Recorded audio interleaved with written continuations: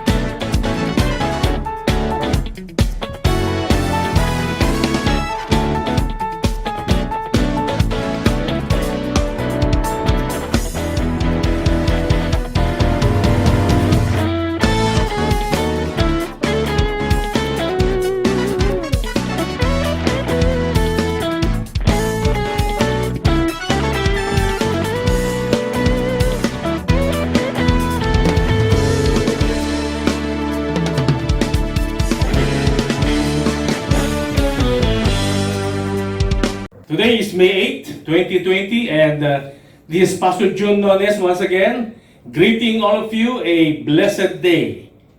Last time we have been studying about the nature of God and about God who is so powerful, about the limitless God, and we pray that all of these topics that we have been discussing during the previous Fridays have really affected your spiritual life. No? Na-remind po tayo sa kapangyarihan ng ating Panginoon that though we are facing this trial na dala po ng COVID-19, but then knowing that our God is mighty, ay hindi po tayo matatakot. No? We'll be strong and we'll have full faith on His promises. Nangako siya na hindi tayo pababayaan at hindi na tayo iiwanan. No? So our God is mighty. And today we'll be talking about the God who have created the whole universe, that from mere word, when He speaks, everything comes into being. No? Isang salita lamang ng ating Panginoon. And from Revelation, from Genesis to Revelations, it describes who He is. Nilalarawan ng Panginoon ang kanyang kalikasan, ang kanyang nature bilang isang Diyos. And that no one can deny the power that is in Him. That even the devil is shaking. No? If he hears the name of the Lord Jesus, he's shaking with fear. Ganun po kapangyarihan ang pangalan po ng ating Panginoon. But then there are skeptics who are questioning yung nature ng ating Panginoon. And they say that if there is really a powerful God, if God is really powerful, then why are there many unanswered prayers? No? I've been praying for so long a time, but until now, ay hindi pa nasasagot yung aking mga panalangin. Why are there many unsolved problems? Why are there many unfulfilled promises?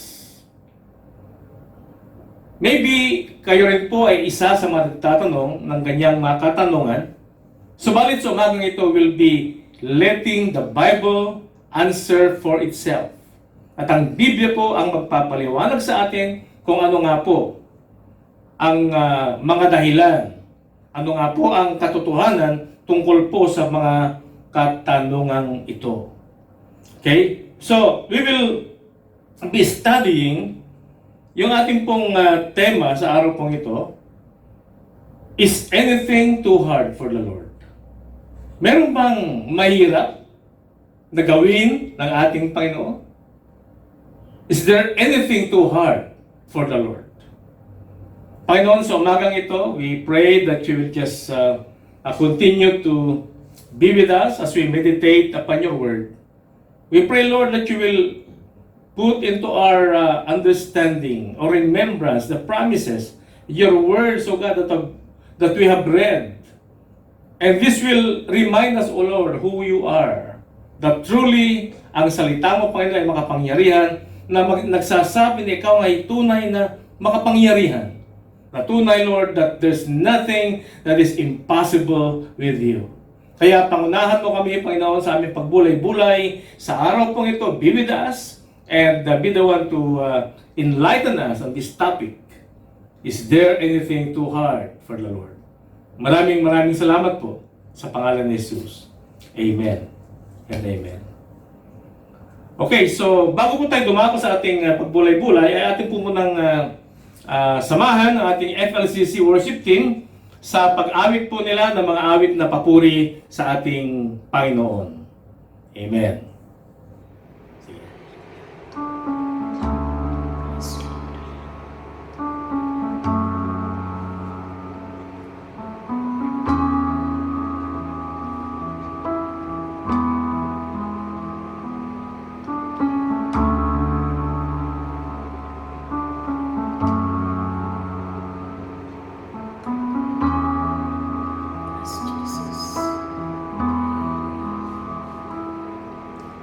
Hide me now under your wings.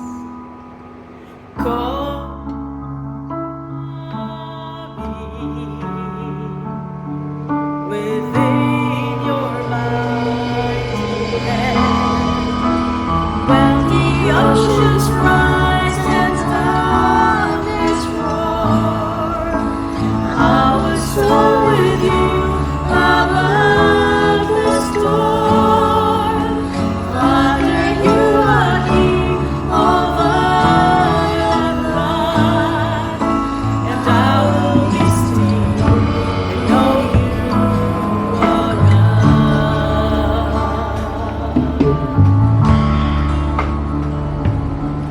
Find rest, my soul, in Christ alone. Know His power in quietness and trust. When the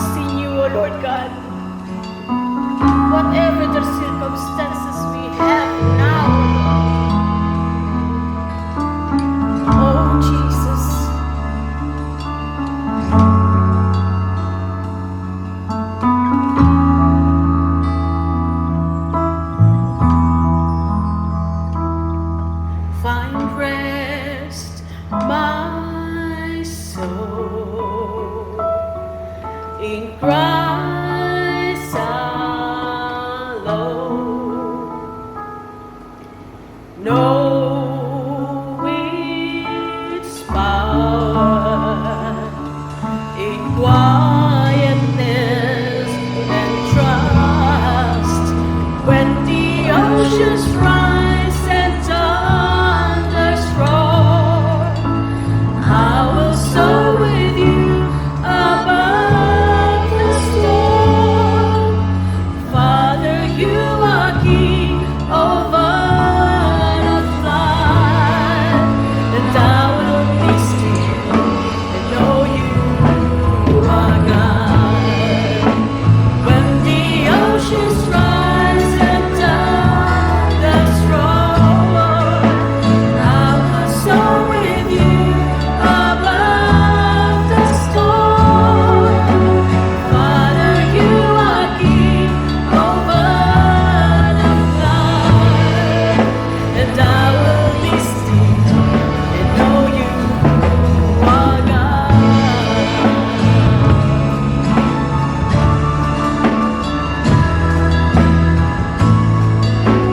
I will soar with you above the storm.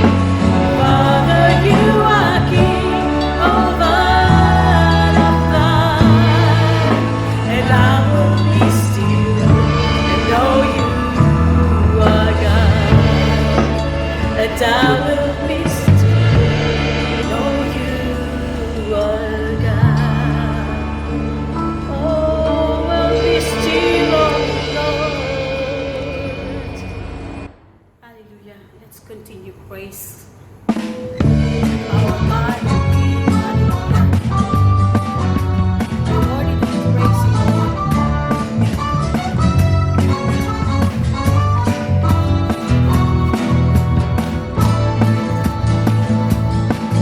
I will come to you with an open heart, bring a sacrifice of praise. I have seen your power in the holy place, and I have known your mighty ways. I will remember your mercy, Lord, your faithfulness, Lord, your goodness, and your love will follow me all the days of my life. I'm surrounded with the favor of the Lord, always and forever.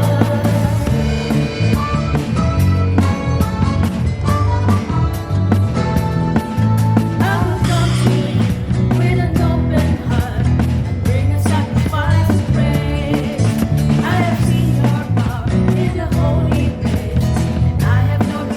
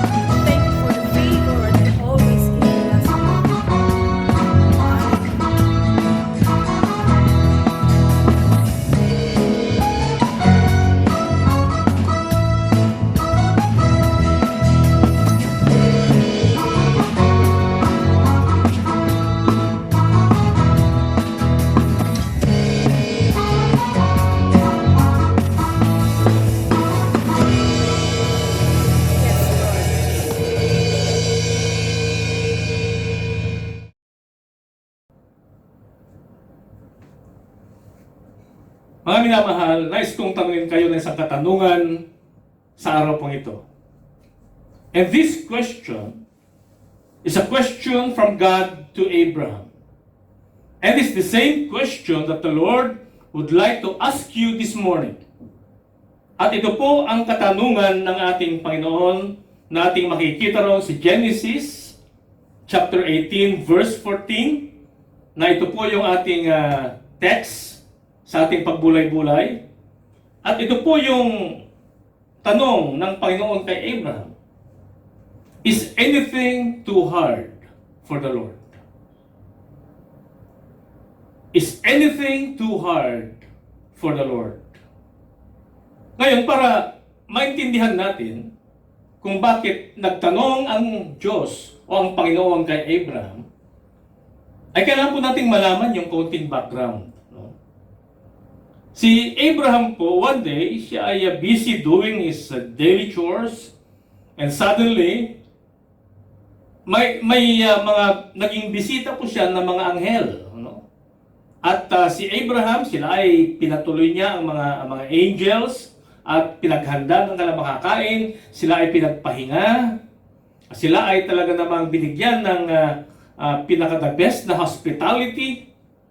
At ang mga angel nito ay they stayed and they communed. Nakipag-usap po kay Abraham. At si Abraham on this particular time, siya po ay aabot na po ng mga 100 years old. No? At ang kanyang asawa naman, si Sarah, ay mga 90. Siyam na pong taon na po. At sila ay walang anak. Ito po yung isang bagay po na napakahalaga sa mga tribu po ng Israel. Especially, si Abraham bilang siya ang namumuno o pangulo ng tribu, ay kailangan siyang magkaroon ng tagapagmana. But then, wala po silang anak. Lumipas pa ang maraming panahon, wala siyang tagapagmana. At sabi nga niya, baka yung katulong na lamang ang magmamana ng lahat ng kanyang mga ari-arian. So, ito po yung context. Ano? So, sa panahon nito, 90 and 100, imposible nang sila magkaroon pa ng supling. Di ba? Alam po nating lahat yan. Ano? Hindi na po pinagdidebatihan yan.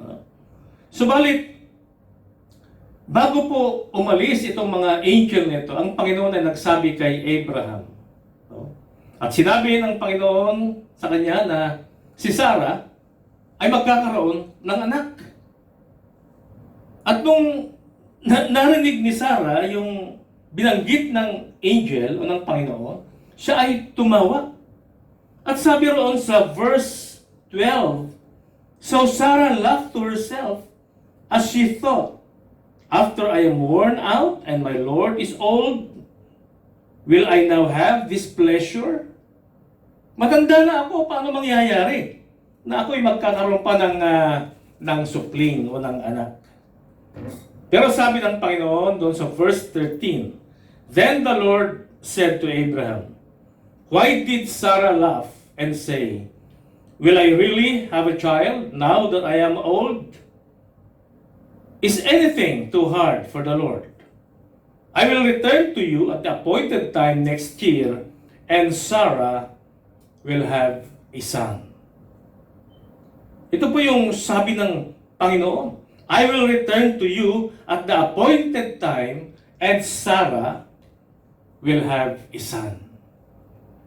Kaya nung umalis po yung mga anghel, ay pinag-iisipan ng mag-asawa ang mga binanggit po nila. No? Hindi po nila malubos maisip yung possibility na at that age, sila ay magkakaanak. Subalit si Abraham is the father of faith. Nandun na hindi siya nag-question doon sa sinabi ng ating Panginoon. By faith, he believed. Na alam niya ng mga binanggit o sinambit ng ating Panginoon will happen, will come to pass. Hallelujah. Ngayon po, ating titingnan yung sinabi ng Panginoon, is there anything too hard for the Lord? Meron bang mahirap sa ating Panginoon? At maaaring kung tayo po ay sasagot niyan, ay magkakaroon lamang po ng mga debate, di ba? Kaya depende po sa inyong pananampalataya, ay yun po ang inyong isasagot. Maring may mga sasagot po na, oo, may mga hindi. Pero hayaan po natin ang Biblia, siya po ang sumagot sa ating katanungan. Si Jeremiah ay meron siyang binanggit doon sa 32 verse 17. Chapter 32:17. At sabi po ni Jeremiah, Sovereign Lord, you have made the heavens and the earth by your great power and outstretched arm. Nothing is too hard for you. Kaya mismo si Jeremiah, sinabi niya, Panginoon, walang mahirap sa iyo. So the Bible itself answers that very question that we have heard. No? And si Jeremiah, he is answering from his own experience. No? Marami siyang mga pinagdaanan at maraming mga bagay po ang pinakita ng Panginoon sa buhay ni Jeremiah na nagbigay sa kanya ng conclusion that there's nothing that is hard, no? Na walang anumang mahirap para sa ating Panginoon. Hallelujah. Now, alam po natin yan at nabanggit nga po ng Biblia na nothing is too hard for the Lord. Now, babalik po tayo sa ating mga binanggit na mga question kanina. If nothing is too hard for the Lord, why doesn't God do something about what's happening in this world now? Ba't hindi siya gumawa ng paraan para mawala ang mga kasalanan, mawala ang jablo, mawala ang COVID-19 na ito? No? So many people are dying. Kaya sa tanong ng iba, mga skeptics, does God really care? Well, alam po na God cares. God cares. Hallelujah. Now, tingnan po natin dito, we will try to answer itong mga question na ito, no? Itong umagang ito sa pamamagitan po ng two-point message. 2 punto.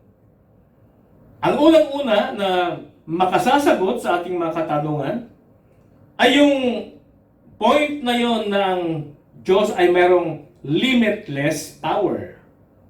Ng Panginoon merong walang hangganan ang kanyang kapangyarihan. At yung pangalawa naman po, yung tao has a limiting power. Limiting power. May hangganan. No? Hindi nito ibig sabihin na kaya ng tao na limitahan ang kapangyarihan ng Diyos as far as omnipotence is concerned. Pero mamaya po ay makikita natin dito, in what way can man limit God sa kanya pong nais na gawin sa kanyang mga anak. Now, God has limitless power. Walang limit po ang kanyang kapangyarihan. Sabi nga, we have been talking about this, we've been singing about this, that there is no promise that God cannot keep. Meron pong mga pangako ng Panginoon, mahigit 30,000 mga pangako ng ating Panginoon, and every promise is a promise from God Himself. At kanyang sasagutin, kanyang tutugunin in His own perfect time ang kanya pong mga pangako na ito. Kaya nga, at the appointed time na sinabi po ng angel kay Sarah, siya nga ay nagkaroon ng anak. Kita po natin. It is a promise made. Promise kept. He promised to Sarah, He promised to Abraham, at nangyari nga po yon na on the appointed time, sabi nga po. Mayroong appointed time. Hindi po yung sarili natin schedule o timetable. Hindi po na yung nais nating mangyari kung kailan, hindi po. Mayroon pong timetable ang ating Panginoon. And it will come to pass on God's appointed time. Kaya there is no promise that God cannot keep. Sa Numbers 23:19, ito pong sinasabi. God is not human that He should lie. Not a human being that He should change His mind. Does He speak and not act? Does He promise and not fulfill? No? Kaya dito binabanggit ang Diyos hindi tulad natin. He's Diyos, He's God. He kept His promises. Ang tao po, lalo sa ating kapanahon na ngayon ay napaka-cheap na po yung mga promise. Mga politiko, di ba ba?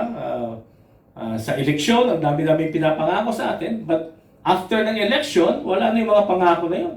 So, very cheap. At nakakalungkot nga po, even in the area of marriage.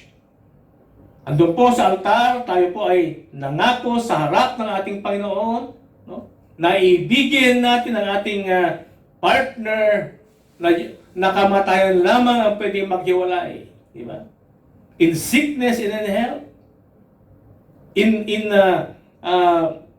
Maging sa kariwasaan, no? Karangyaan, at kawalan. Di ba? Na walang basehan na magiging dahilan upang ang marriage ay ma-annul o maputol yung nangyaring vow na ginawa ng mag-asawa sa harap ng ating Panginoon. Ba't ngayon po usong-uso na eh. Hindi lang nagkaintindihan ng konti. Hiwalayan ang nangyayari. Parang napakadali na putulin. No? Nasabi nga na walang makapaghihiwalay sa mag-asawa, kundi kamatayan lamang. No? Kaya, ang Diyos ay hindi po tulad ng tao na nagbabago ang kanyang kaisipan. Ang Diyos, yung po ang kanyang nature. Ano man ang kanyang pinangako, ay gagawin at gagawin po ng ating Panginoon. There is no promise that He cannot keep. And then, also, there is no prayer that God cannot answer. Walang panalangin na hindi kayang sagutin. Siya nga mismo ang nagsabi po sa atin, Jeremiah 33:3, "Call to me, and I will answer you, and tell you great and unsearchable things you do not know." So He's the one calling us, pray. Pray. When you pray, ay ipapakita ko sa inyo yung mga bagay na hindi pa nyo nakikita. Sasagutin ko ang inyong mga panalangin. Matthew 21:22, it says, "If you believe, you will receive whatever you ask for in prayer." If you believe, you will receive whatever you ask for in prayer. Ito po yung mga pangako ng Panginoon na kanyang tutugunin ang bawat panalangin na ating pong dadalhin sa kanyang harapan.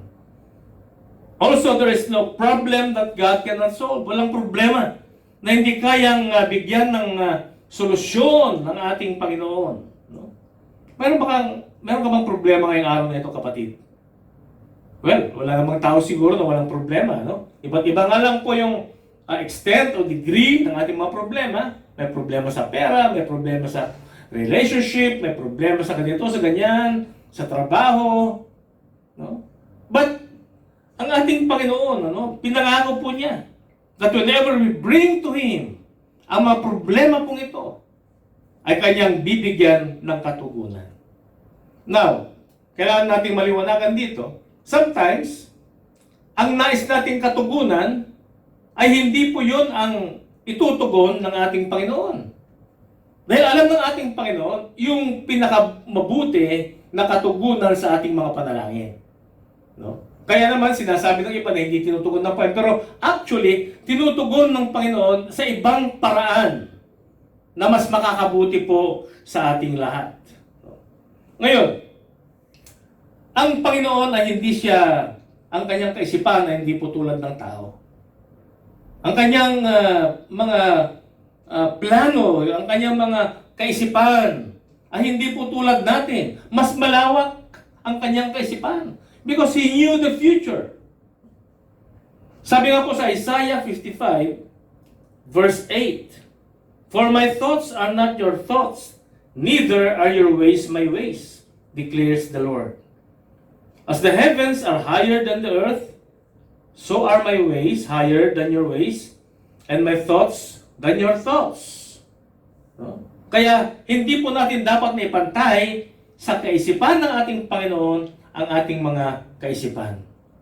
Meron pong isang illustration po rito para lalo po natin maintindihan. Nung ang mga Israelita po ay nandoon sa wilderness, ay doon ay maraming mga serpent. No? And many of them were beaten by serpents and many of them died. Kaya they cried out to the Lord, "Lord, help! Tanggalin mo ang mga pesting ito. Ang mga serpent na ito, Panginoon. Kill them all. Remove them. Pero ano ang ginawa ng Panginoon? Tinanggal ba niya yung mga serpent? Hindi po, gumawa po siya ng mas mabuti na pamamaraan. At ano po ang ginawa ng ating Panginoon?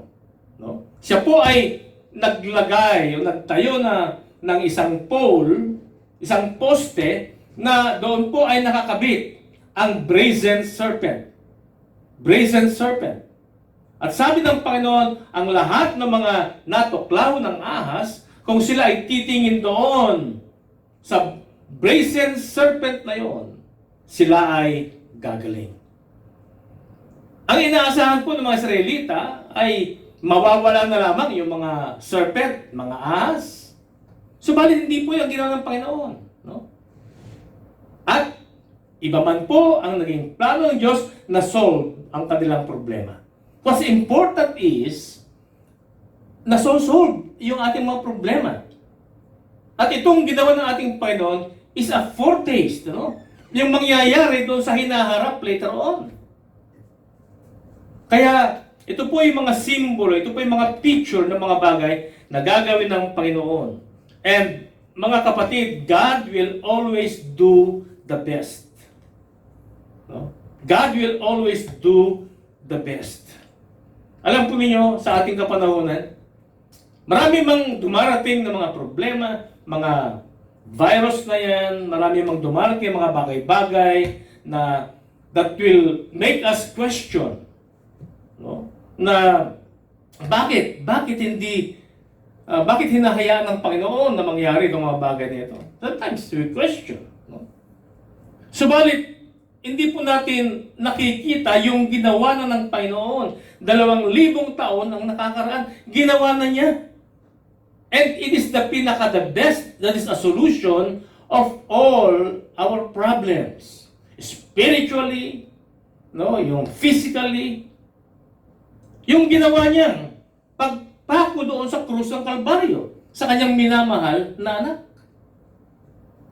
At ang sinumang, diba, sabi, John 3:16, for God so loved the world that He gave His only begotten Son, that whosoever will believe on Him, will believe in Him, whosoever will look upon the cross and believe at what Jesus did at the cross of Calvary, magkakaroon ng buhay na walang hanggan. 2,000 taon nakakaraan, siya ay hinayaan, he let himself be wounded. No? Siya ay hinagupit.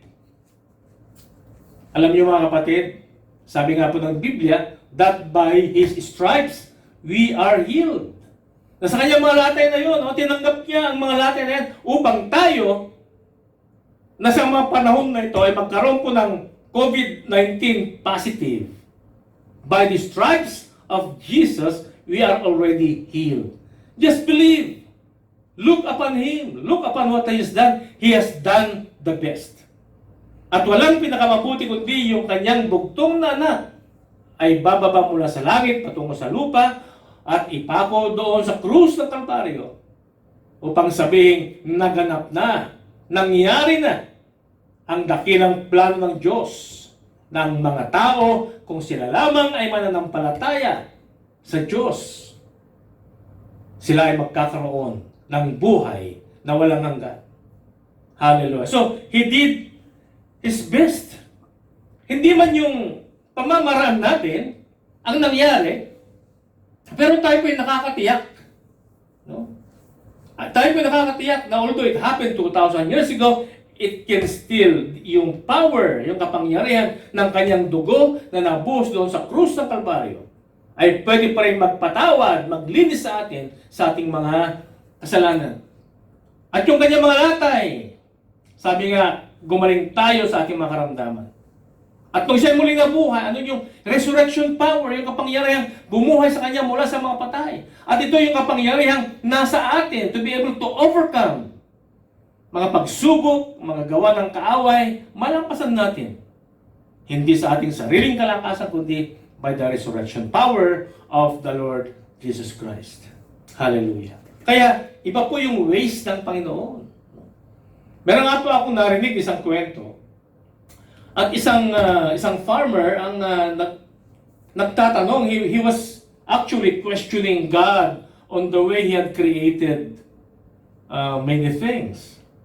Dahil nakikita po niya, yung malaking puno po ng duhat, no? Alam niyo, nakakita na kayo ng duhat, di ba ba? Ito po ay napakalaking puno, pero ang mga bunga naman nun, na prutas, ay napakaliliit. At nakikita rin natin yung vine lang, pero ang napakalalaki po yung kanyang bunga, yung watermelon. Parang, kung sarili ating kaisipan, parang baliktad yata. At sabi nga nung farmer, kung ako ang creator, I could have put that watermelon, bunga ng malaking puno ng duhat. At yung duhat, yun ang ilalagay kong bunga ng watermelon. Dahil vine yun, maliit lamang. At habang siya nagsasalita, ay meron pong nahulog na bunga yung duhat at tumama po sa kanyang ilong. At sabi niya, buti na lang, hindi yun watermelon. Kaya, our ways are not His ways. Iba po yung ways ng ating Panginoon. May purpose kung bakit create ng Panginoon ang mga bagay pong ito. And that is for His glory. Hallelujah. And all we have to do is to put our faith, manampalataya, Lord, you did your best, and we accept that, O God. Kami naniniwala, it is your best. Kaya, okay lang sa amin yun, Panginoon. He knows what He is doing. No? And then, hindi lamang na there is no promise that He cannot keep, there's no prayer that He cannot hear, there's no problem that God cannot solve, but there's no person that God cannot save. Walang tao, maging yung pinakamasamang tao, na maring sinasabi po nila, wala na akong pag-asa. Kapatid, mahal tayo ng Panginoon. No? Tayo pong lahat ay nandoon sa putik ng kasalanan. Subalit, pinadala niya ang kanyang bugtong na anak upang mamatay sa krus. At tayo ay inahon doon sa putik ng kasalanan patungo sa kanyang kaharian ng kaliwanagan. Ganun po tayo kamahal ng ating Panginoon.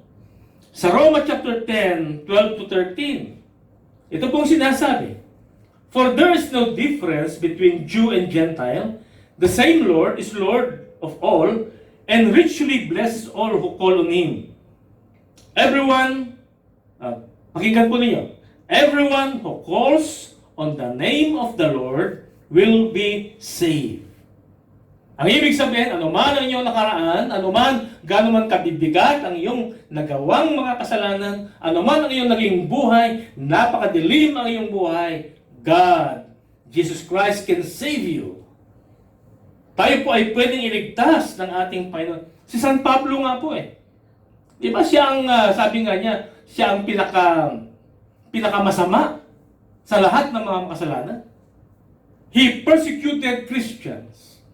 Siya ay pinapatay niya ang mga follower ng ating Panginoon. Subalit, dumating po ang takdang panahon na si San Pablo po ay na-encounter niya ang ating Panginoon. At doon niya nakilala ang pag-ibig. Doon niya nadama ang pag-ibig ng ating Panginoon. And yung buhay po ni San Pablo was never the same again. Kapatid, siguro ipag-pray mo na kailangan mong makilala ang ating Panginoon. You have to meet Jesus. Siya ay hindi malayo. He's just a prayer away. Mahal ka niya. Nandiyan lamang siya. Naghihintay na tawagin mo ang kanyang pangalan. Sabi nga, anyone who calls on the name of the Lord will be saved. Hallelujah. So, dahil nga po sa mga ating nabanggit na mga to, isa lamang po ating magiging conclusion. Sa Matthew 19:26, with God, all things are possible. Walang promise na hindi niya kayang ipagkaloob, walang tao na hindi niya kayang iligtas, walang panalangin na hindi niya kayang tugunin, at walang problema na hindi niya kayang isolve. No? Yan po ang ating Panginoon. Yun po ang halimbawa ng kanyang limitless. No? These are just some of the example of His limitless power. Now, kung sinasabi po natin, if God is a God of might and power, and if God is a God of miracles, then why are there so many prayers that are unanswered? Why are there so many problems that are not solved? Why are there so many promises that are not fulfilled in our lives? And why are there so many persons that are not saved?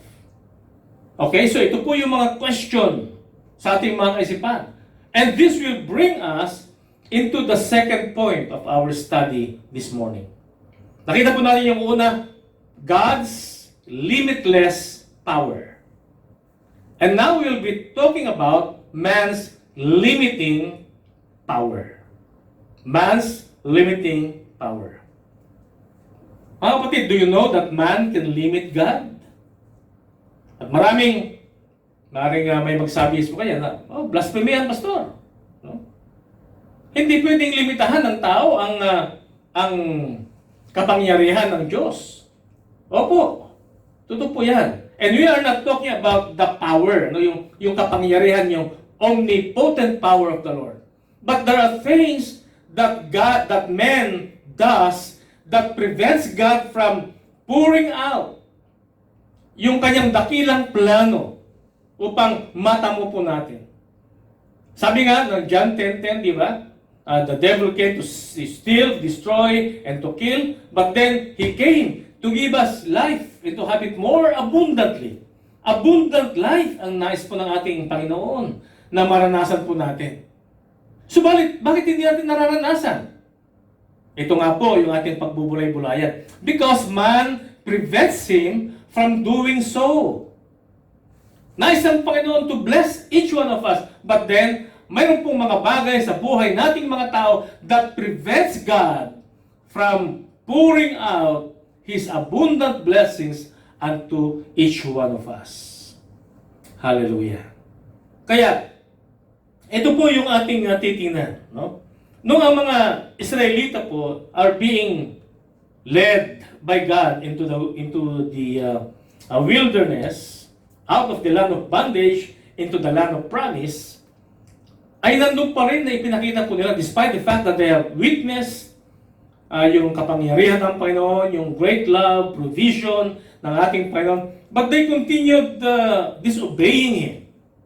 Kaya ang Panginoon siya po ay nagalit. He denounced them doon po sa awit 78 verse 41. At sabi po niya, they turned back and tempted God and limited the Holy One of Israel. The Israelites, they limited. Nilimit nila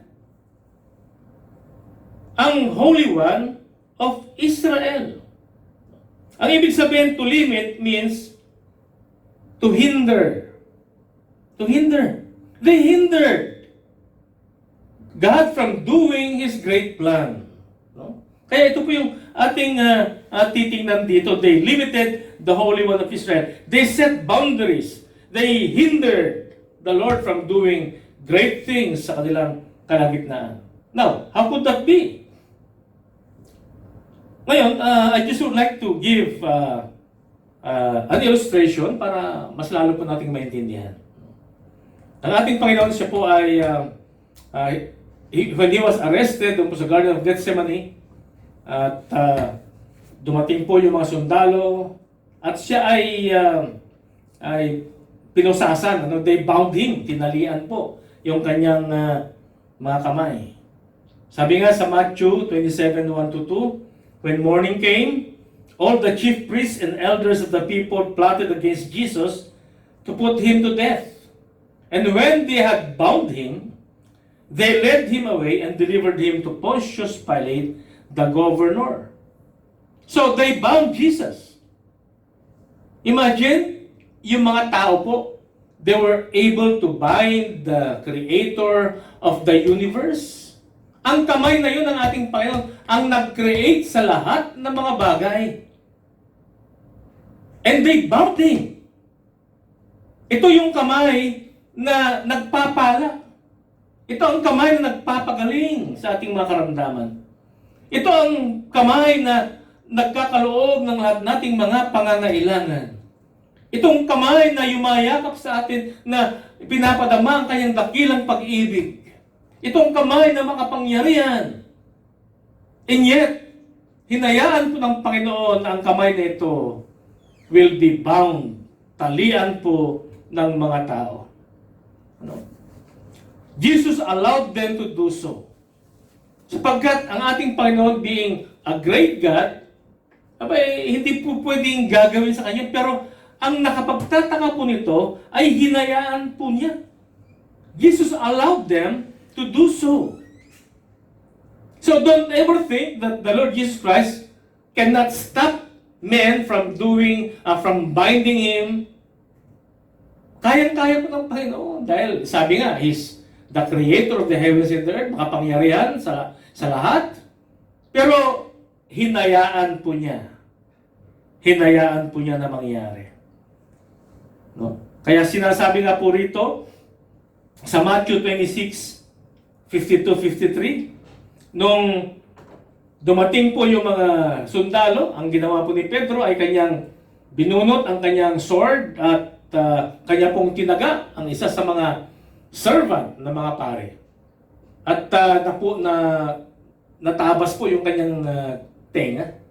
Kaya sabi ng Panginoon sa kanya, "Put your sword in its place." Jesus said to him, "For all who draw the sword will die by the sword. Do you think I cannot call on my Father and He will at once put at my disposal more than 12 legions of angels? But how then would the scripture be fulfilled that say it must happen in this way?" Kaya hinahayaan pala ng Panginoon na mangyari upang ma-fulfill, maganap ang sinasabi po ng banal na kasulatan. Hindi po sa hindi niya kayang tanggalin yung pagkakatali sa kanya. Kayang-kaya po niya. Pero kailangan mangyari upang maganap ang sinasabi po ng banal na kasulatan. So, He allowed Himself to be limited. So, He was limited. They handcuffed Him. Tinalian yung kanyang mga kamay. No? Kaya yung kamay na yan na nagpapala sa atin ay tinalian mismo ng tao. Now, kailangan malaman po natin yung mga bagay pong ito para we can do something para dumaloy muli ang pagpapala ng Panginoon sa ating mga buhay. The Bible said that we have handcuffed the Lord. We have bound the Lord. That's why He cannot pour out His intended blessings to each one of us. Now, ano po yung mga bagay nito na naghihinder sa pagpapala ng ating Panginoon? So, we have to identify this para matanggal po natin, makapagbago po tayo, at dumaloy po ang mga pagpapala na galing sa ating Panginoon. Ang unang-una, that hinders or that limits the Lord from pouring out blessings is our unwillingness. Our unwillingness. Yung ating pag-ayaw sa kanyang mga salita. Our unwillingness bind the hands of the Lord Jesus Christ in our life. Sa Matthew 23, verse 37, sabi po rito, "Jerusalem, Jerusalem, you who kill the prophets and stone those sent to you. How often I have longed to gather your children together, as a hen gathers her chicks under her wings, and you were not willing." Iniiyakan ng Panginoon ng Jerusalem, "Jerusalem, Jerusalem, I would have, but you are not willing." Mas ko kayong tipunin na gaya ng isang hen na titipunin niya ang kanyang mga sisiw sa ilalim ng kanyang pakpak upang siya ay maproteksyonan. Na yan ang nais kong gawin sa inyo, subalit napakatigas ang inyong mga ulo. You were unwilling. Ayaw nyo. Kapatid, God wants to bless you today. Yun naman talaga ang kanyang plano. He wanted to bless you. But then, you are unwilling na tanggapin ang mga pagpapalang ito. Kapatid, we have to do some action sa araw pong ito. We should have that willingness to accept Him. Willingness na tanggapin yung mga sinasabi po ng banal na kasulatan. Dahil that is for our own good. No? Be willing to surrender your life to Him. Sapagkat sabi nga, apart from Him, we cannot do anything. Hindi po natin kayang mabuhay na wala ang ating Panginoon. So be willing to surrender your life. He knows the best. He knows the future. Siya po nakakaalam ng ating hinaharap. And then, be willing to obey His words. Minsan, akala po natin mahirap. Subalit, sabi nga, kung tayo po ay gaya po ng aming mga naranasan, as you will obey the Word of God, instead na lalong nagpapabigat, lalong gumagaan nga po eh. That is based on our own experience. So, iba po yung pagsunod. No? Iba po yung pagsunod. Sabi nga, obedience is better than sacrifice. Kaya kapatid, sundin mo ang salita ng Diyos and bow down before Him and humble yourself before Him. Wala kang magagawa kung wala ang ating Panginoon sa inyong mga buhay. And He is waiting for you to unbound His hands with your willingness. Unbound His hands with your willingness. Now, will you be willing? Will you be willing? And as you will be willing, He will pour out His blessings upon you. Pangalawa po, hindi lamang po yung ating unwillingness, but even yung ating uncleanness. Yung ating mga kasalanan, yung ating iniquity, our sins, hinders the hand of God from blessing us. Isaiah 59, 1-2. Surely the arm of the Lord is not too short to save, nor his ear too dull to hear. But your iniquities have separated you from your God. Your sins have hidden His face from you, that He will not hear. Kaya napakaliwanag po rito. But your iniquities, ang inyong mga pagsalangsang, ang inyong mga kasalanan, it has separated you from your God. Naghiwalay sa atin, sa ating Diyos. Your sins have hidden His face from you, so that He will not hear. Yung pala mga kapatid, dahil sa kasalanan, dahil sa uncleanness, unconfessed sins, nakabind ang mga kamay ng ating Panginoon. Na kahit na anong uri po ng panalangin, ang ating ginagawa, hindi niya may buhos. Dahil nga po nandun pa rin yung ating mga kasalanan. Kailangan maputol po yung pagkakatali niyan. Yung tali na yan sa ating Panginoon. Kailangan po nating humingi ng tawad sa Kanya. Kapatid, sabi nga kanina, walang sin o walang kasalanan na hindi kayang patawarin ng ating Panginoon. But He can only forgive the sins that were confessed unto Him. Hindi automatic po na nagkasala ka pinatawad ka na. You have to confess. You have to confess. No?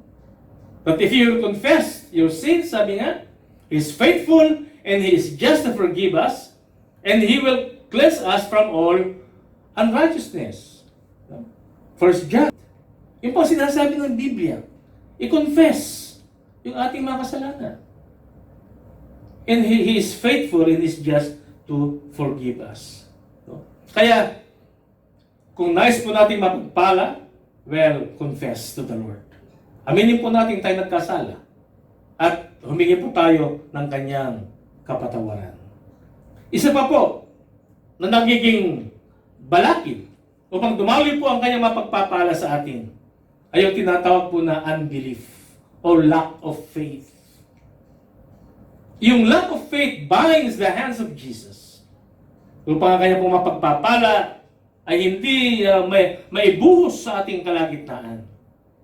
Doon po sa Matthew 13:58. Ito po yung sinasabi tungkol po sa Nazareth. Ang Nazareth yung po ang hometown ng ating Panginoon. At talaga namang mahal na mahal yung kanyang hometown na kanyang kung saan doon siya lumaki.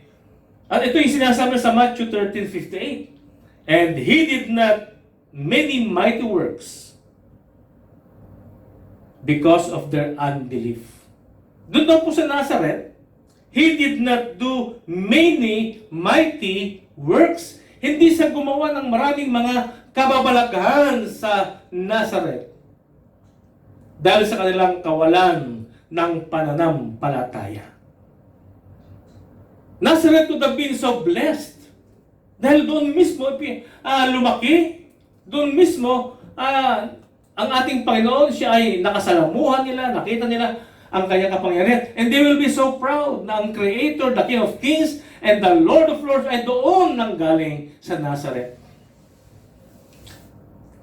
At dahil doon po yung town, hometown ng ating Panginoon, abay, maraming pagpapala sana ang dumalo eh. No, gaya po ng ating mga politiko, mga leaders po natin, dahil sila po ay galing sa isang probinsya, ay makita po natin doon na ibinubuhos po nila ang mga pagpapala. No? Ang progress, talagang dinadala nila sa kanilang mga probinsya upang makinabang ang kanila pong mga taong bayan. Pero hindi po nangyari yan sa Nazareth. Nais ang Panginoon ibuhos doon. No? Maaaring pasimento ang lahat ng lansangan, maaaring gumawa ng maraming mga mall,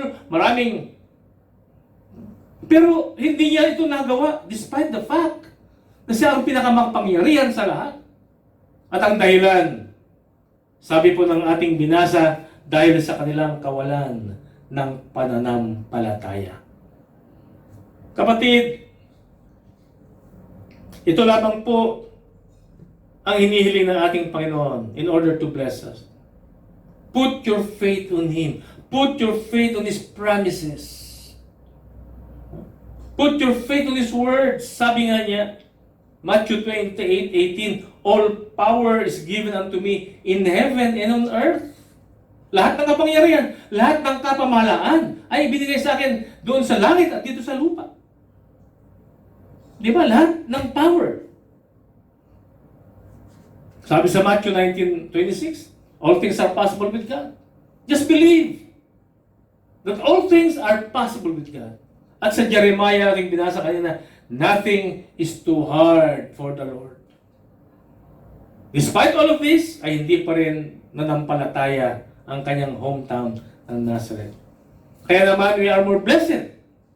Dahil sabi nga sa ating pakikinig ng salita ng Diyos, faith cometh by hearing, and by hearing by the Word of God. Saan ka man naroon ngayon, kapatid? Minamahal ka ng Diyos. And as you have listened to the Word of God today, not although kanina ay you are being tempted na i-turn off mo na ang iyong panunood dahil marami pang mga gagawin, subalit you have been prompted by the Holy Spirit to continue listening to the Word of God. At ang naging bunga po nito, lumago po ang iyong pananampalataya. Faith cometh by hearing, and by hearing by the Word of God. At dahil nga po sa yung gaya kaliit po ng butil ng mustasa na pananampalataya, malaking bagay po ang mangyayari sa iyong buhay. Ngayong umaga, matatanggap po lahat ang mga bagay na yan. No? Kung iyong i-unbound ang ating Panginoon with your unbelief. Instead of not believing, believe. Just look around you on the great power that God did. Di ba? Hindi ba kamangha-mangha? Hindi ba magbibigay ng pananampalataya? Kaya kapatid, saliksikin mo ang iyong puso. Ano man yung mga bagay na yan na nagiging hadlang upang tanggalin mo ang pagkakatali ng Panginoon. Put your faith on Him, Lord. Ako naniniwala sa iyong ginawa sa krus ng Kalbaryo. I believe on what you have done. I believe that you alone can save me. I believe that you alone can cure me. I believe that you alone can grant my prayers. That you alone can do as you have promised. You will keep your promises. You alone, Lord, ay ganito, ganyan. Put your faith on the great promises of God. He wants to bless you. What you are going to do is just put your faith on Him. Now, bilang pagtatapos, mga minamahal, muli kong itatanong po sa ating lahat yung katanungan. Is anything too hard for the Lord? At alam ko na sa napakinggan po nating napakaraming mga pruweba ng kanyang kapangyarihan, ay masasabi po natin, nothing is impossible with God. Nothing is too hard for the Lord. Dahil nakita po natin ang kanyang limitless power kanina. There's no promise that He cannot keep. There's no prayer that He cannot answer. There's no problem that He cannot solve. There's no person that He cannot save. No? And with God, all things are possible. But then, nalaman din po natin na ang mga blessing na ito ay nababala, is being hindered because we have limited God. Ang ibig sabihin, tinalian natin ang Panginoon. Hindi man literal na pagkakatali, but then we hinder the flow of the blessings. Sa paanong paraan? Unang-una, because we are not willing. Because of our unwillingness. And the Lord wanted us to be willing to surrender our lives. Hallelujah. To make Him our Lord and our Savior. He wanted to pour out His blessings. Just be willing to accept Him. Open up your heart and receive Him as Lord and Savior. And then follow up by repenting of your sins. No? Sabi nga natin kanina nakita natin doon, that your iniquity have separated you. Ang ating mga kasalanan, ito po ang nakapaghiwalay sa atin, sa ating Diyos. Kaya ano pong gagawin natin? Kailang ma-unbound ang kamay ng Panginoon by means of our confession. Confess your sins. Repent. Tumalikod tayo sa ating mga kasalanan. And ask Him to cleanse us with His holy blood. Walang kasalanan na hindi kayang patawarin ng Panginoon. Ano man ang iyong nagawang kasalanan, kapatid, all you have to do, confess and repent. Talikuran mo ang kasalanan na yan. And pangatlo, tayo ay manampalataya. Believe on Him. Believe on what He has done at the cross of Calvary. Believe that He is your Savior. Ang salvation, ang kaligtasan ay matatamo lamang natin sa pamamagitan ng ating Panginoon. Believe. Put your faith in Him. Trust in Him. He has already did it at the cross of Calvary. So the Lord wanted to bless us. And all we have to do now is to unbound Him. Unbound Him. Be willing, confess your sins, and put your faith on Him. Tayo po ay manampalataya sa Kanya. Minamahal, mahal ka ng Diyos. At nais niyang ibuhos ang pagpapala sa buhay mo ngayon. Ano man ang iyong nakaraan, ano man ang iyong ang nangyayari sa buhay mo, ano man yung nararanasan sa ngayon, kapatid. Ano man ang iyong kabigatan sa iyong puso, ano man ang mga bagay na nagbibigay sa iyo ng kalungkutan, the Lord wanted to bless you. Dahil mahal ka ng Panginoon. Whoever you are, anumang buhay meron ka. Anumang, kung ikaw ay nakapag-aral o hindi, anumang status mo, ikaw ay mayaman, ikaw ay mahirap, whatever status in life that you have, God wanted to bless you. He wanted to bless you. Only if this morning, unang-una, kilalanin mo na ikay nagkasala.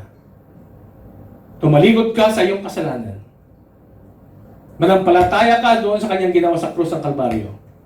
Buksan mo ang iyong puso at anyayahan si Kristo at siya ay tanggapin bilang Panginoon at sariling tagapagligtas.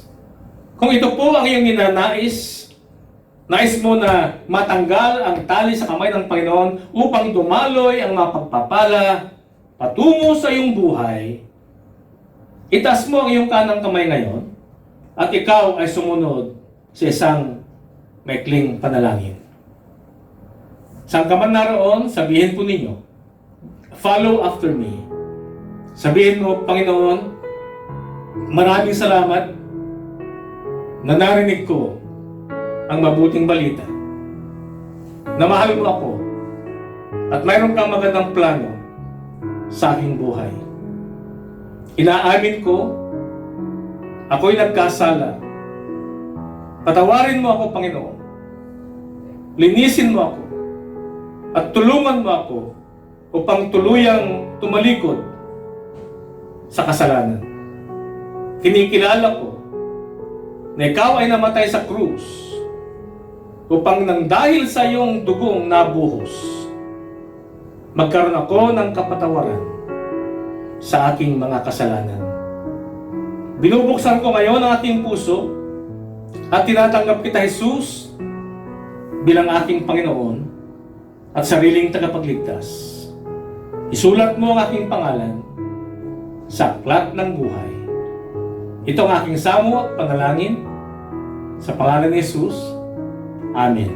Ako po'y mananalangin sa inyo. Panginoon, maraming salamat po sa kapatid na yon na kilala mo siya, alam mo siya, that he or she sincerely prayed, O Lord, a prayer to receive Jesus as Lord.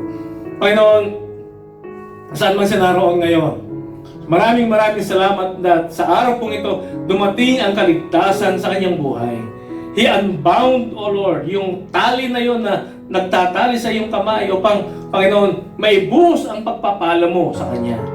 I pray that you will continue to bless itong aking kapatid na ito, Panginoon, by your words. Siya ay magbasa ng iyong mga salita, siya ay patuloy na dumalo, Panginoon, sa iyong mga gawain, at patuloy, O Lord, na siya ay makinig ng iyong mga salita. At gamitin mo rin siya upang magpatotoo ng iyong dakilang kapangyarihan. Patuloy nga, Panginoon, na hindi lamang siya ang iyong minamahal, kundi mahal mo ang lahat ng mga tao, at gamitin mo ito, gamitin mo ang kapatid na ito, upang maging daluyan ng iyong pagpapala sa pamagitan ng kanyang pagpapatotoo, Panginoon, sa iyong kamangha-mangha na ginawa sa kanyang buhay. Kaya maraming salamat po. Salamat po sa pangalan ni Jesus.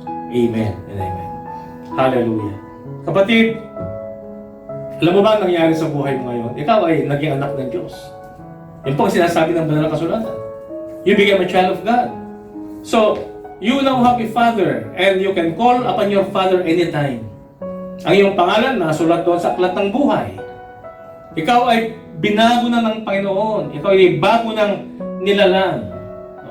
Meron ka ng bagong buhay, bagong pagkatao. Dahil yung madumi nating puso ay pinalitan ng Panginoon. No? Hallelujah. He changed your heart. Kaya, kapatid, lumakad ka ngayon sa daan ng ating Panginoon. No? Sabi nga, ang lumang buhay ay lumipas na. Behold, all new has come. And the Lord will help you upang lumakad sa daan na nais niyang lakaran mo. At sa iyong paglakad sa daan na yan, magpatotoo ka. Sabihin mo, ang kabutihan ng Diyos, ang kanyang dakilang kapangyarihan na iyong naranasan sa iyong buhay. And I believe na ikaw ay i-bless ng Panginoon sa lahat ng area ng iyong buhay at gagamitin ka niya upang maging blessing din sa lahat ng mga tao. Kaya, congratulations, pagpalain ka ng ating Panginoon. Praise the Lord, at maraming salamat po sa inyong pagsama sa amin sa pagkinig ng salita ng Diyos at nawa napagpala po kayo. No? Nawa ay naging rema ang salita ng Diyos sa inyong mga buhay. Okay? So, dadako naman po tayo sa ating mga pananalangin sa mga pangangailangan at manampalataya po tayo. Sabi nga, there's no prayer that the Lord cannot answer. No? Ang dami po mga answered prayers. No? Saan mang dako po ng mundo na naririnig po ang boses na ito, ay nandun ang Panginoon. Nariyan ang Panginoon wherever you are. No? Kaya, manampalataya po tayo ng ating mga panalangin ay tutugunin ng ating Panginoon. Samahan po ninyo ako. Hallelujah. Father God in heaven, we just would like to thank you for answering our prayers. Thank you so much, Lord. There are so many prayers that we have uttered before that you have already answered. So, ibinibigay po namin ang pasalamat sa iyo, Panginoon. And likewise, sa araw pong ito, muli po namin pinapanalangin, Lord, ang mga COVID-positive patients, O God. Saan man sila naroon, maring sila po ay nasa Kuwait, nasa Pilipinas, o saan mang dako na narinig pong boss nito. I pray, Lord, hallelujah, now that your hand has been unbound, you can let that healing power flow. Yung kamay na yan na nagpapagaling sa mga karamdaman, padaluyan niyo ang kagalingan sa kanilang mga katawan, Panginoon. Hallelujah. At iyo silang pagalingin in the name of Jesus. Ganoon din, Panginoon, I pray na sila ay makarecover na at Panginoon, maging pagpapala by means of of their testimony, O Lord. Magagamit po ang kanilang dugo, O Lord, upang magamit, makatulong din sa pagpapagaling po ng iba. Maraming salamat po, Panginoon. And I pray that you will continue to protect ang mga frontliners mula sa COVID-19 na ito. That you will continue, Lord, to cover them with your holy blood, that this virus, this invisible virus, will not infect them, Lord, in the name of Jesus. I-protect mo sila, Panginoon. At ganoon din, Lord, ang lahat po ng that whoever comes in contact with the positive cases, O God, na i-protect mo rin sila, Panginoon. At matigil na po yung pagkalat ng COVID-19 na virus na ito. Maraming salamat din po na nagbalik na rin po sa trabaho ang maraming mga empleyado, O Lord, maging dito po sa Kuwait, maging sa Amerika, maging sa Pilipinas. And I pray, Father God, na tuluyang maibalik na rin po yung dating ganda ng ekonomiya at muling lumago po ang mga business at muling, Lord, lumago po ang mga tao in terms ng kanilang mga pinansyal na pangangailangan, O Lord. Kaya maraming salamat po. Magkaroon ka ng maraming mga trabaho, yung mga nawalan po ng trabaho, Panginoon, that immediately they will be able to find job upang mapakain po ang kanilang mga mahal sa buhay. I pray, Lord, that you will continue to bless the country of Kuwait. Pagpalain po nyo ang pamunuan ng bansang ito, ang Amir. Continue, bigyan mo siya ng good health. Bigyan mo siya, Panginoon, ng wisdom sa kanya pong ginagawang mga desisyon. I pray that you will continue, Lord, to strengthen him physically. Ganon din sa mga iba pang mga leaders ng bansang ito, Father God, na ang mga plano po nila na isasagawa ay mga bagay pong nakakabuti sa lahat ng mamamayan, even mga expatriate. Hallelujah. Kaya maraming salamat po sa bansang ito. And I pray, Father God, na tumas na rin po ang presyo ng kanilang oil upang makarecover po sila.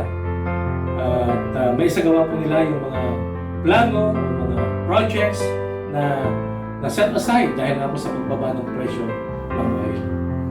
We also pray for the country of the Philippines, O Lord. Patuloy mo rin pagpalain ang aming bayan, i-bless mo ang Presidente Duterte at mga namumuno, Panginoon. Give them wisdom upang ang mga plano po nilang lahat nito ay lalong magbibigay po ng progress. Lalago po yung aming economy at ang buhay po ng mga tao ay lalong gaganda. Pagpalain mo rin, Lord, ang mga plano, Lord, kung kailan po mare-resume ang mga flights ng mga aeroplano, yung pabalik po rin sa Kuwait at pauwi po doon sa Pilipinas. Dahil, Lord, marami na rin gustong makauwi, Panginoon, upang makita rin nila ang kanilang mga mahal sa buhay sa Pilipinas. Kaya in your perfect time, in your appointed time, kami po ay umaasa, Panginoon, na perfect always ang iyong plano. Kaya we just want to give you all the praise and all the glory, Panginoon. Maraming salamat din po sa mga churches na ginagamit po ninyo upang patuloy po na ipahayag ang mabuting balita na although lockdown, hindi pwedeng magdaos po sa loob ng mga building, ng mga churches, pero sa online, Panginoon, ay hinahayaan mo na lalo pang kumalat ang iyong ebanghelyo. Dahil hindi lamang sa Kuwait naririnig ang boses po ng iyong lingkod, kundi sa buong mundo, Panginoon, ay nandoon na marami pong mga nakikinig. Kaya I pray that you will continue to bless itong mga online virtual services po na aming ginagawa. At Lord, sa lahat ng mga nakakarinig ng iyong mga salita, Panginoon, ay sila'y lumago sa kanilang panampalataya. Na sila'y maghanap ng mga churches na pwedeng magpalago sa kanila saan man sila naroon. Maraming salamat po, Lord. Ito po aming samot panalangin sa pangalan ni Jesus. Amen and amen. Hallelujah. Mga kapatid, next kong humingi po ng favor po sa inyo. Kung mayroon po kayong mga testimony na kayo pinagaling ng Panginoon, nakasinagot ng Panginoon ang inyong mga prayers, maaari po bang sumulat po kayo sa amin o kaya mag-text po kayo, i-PM po niyo ako sa aking FB o kaya kayo po yung mag-email.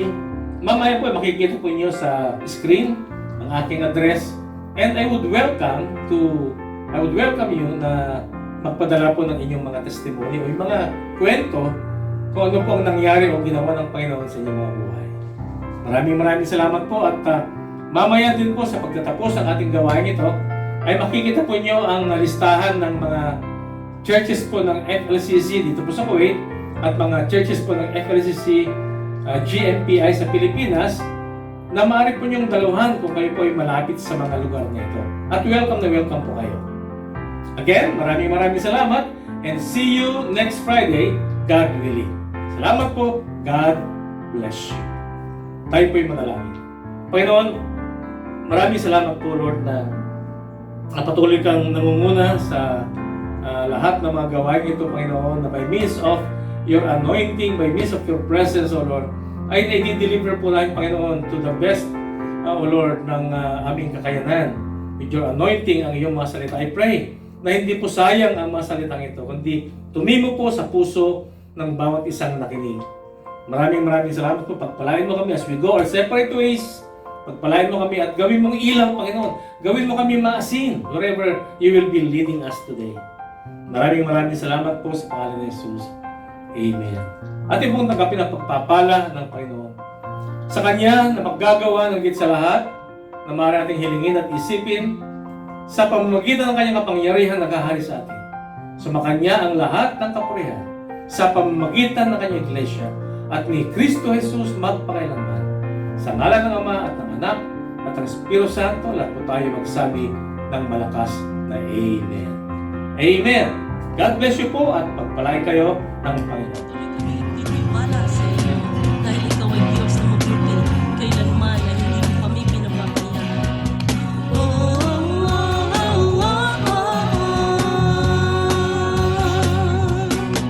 Di magangamba sa kawalan, pagpapala mo'y nagilaan. Di matatakot sa panganing, pagkat naniniyan ka palagi. Di matitinag sa pagsubok, ang pagsama mo'y tiyak at lubos. Di mapipigil sa pag-awit, pagkat ikaw ay mabuti, pagkat ikaw ay mabuti. Ikaw ang aking pastol, hindi magkukulang, sapat na at higit pa.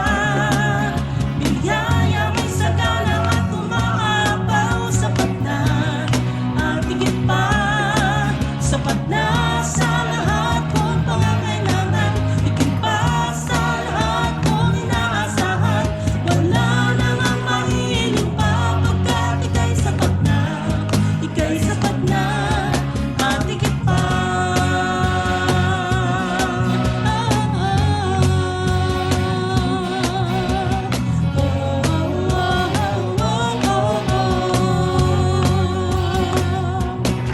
Di mangangamba sa kawalan, pagpapala mo'y laging daan. Di matatakot sa panganib, pagkat naririyan ka palagi. Di matitinag sa pagsubok, ang pagsama mo'y tiyak at lubos. Di mapipigil sa pag-awit, pagkat ikaw ay mabuti.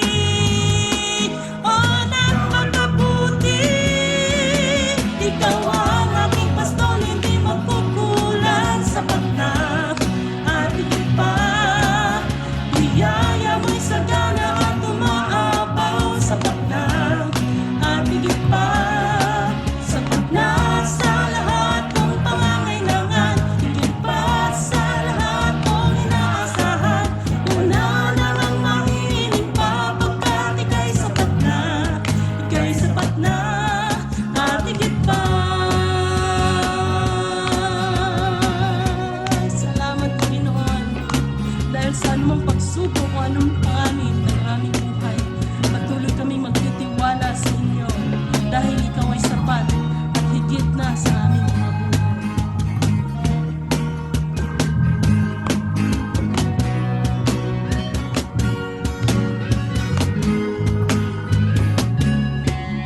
Ikaw ang aking pastol, hindi magkukulang, sapat na at higit pa. Biyaya mo sagana at umaapaw, sapat na at higit pa. Sapat na sa lahat kong pangangailangan, higit pa sa lahat kong inaasahan. Wala na nga mahiling pa pagkat ika'y sapat na, ika'y sapat na. Ikaw ang aking pastol, hindi magkukulang. Sapat na at higit